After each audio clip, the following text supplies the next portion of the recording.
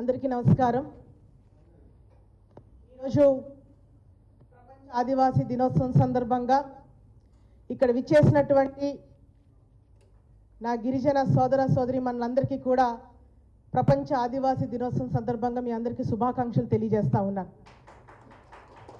ఈరోజు విజయవాడ కేంద్రంగా తాడేపల్లి వైఎస్ఆర్ కాంగ్రెస్ పార్టీ ఆఫీస్లో ఈరోజు ఆదివాసీ దినోత్సవ వేడుకలు మన పార్టీ తరపున ఈరోజు ఇక్కడ జరుపుకుంటున్నందుకు చాలా చాలా సంతోషంగా ఉంది.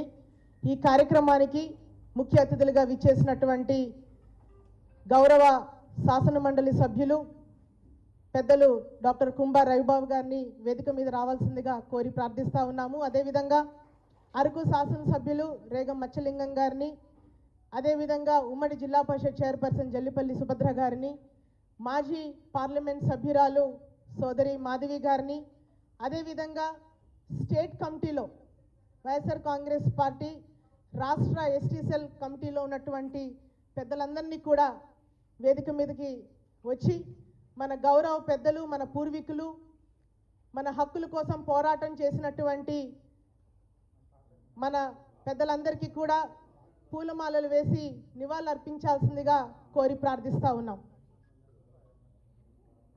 అదేవిధంగా మాజీ ఎస్టీ సెల్ అధ్యక్షులు హనుమంత్ నాయక్ గారికి అండ్ మాజీ ట్రైకార్ చైర్మన్గా వ్యవహరించినటువంటి సురేంద్ర గారిని కూడా వేదిక మీద రావాల్సిందిగా కోరుతున్నాం. స్టేట్ కమిటీ వాళ్ళందరూ కూడా దయచేసి వేదిక మీద రావాల్సిందిగా కోరుతున్నాం.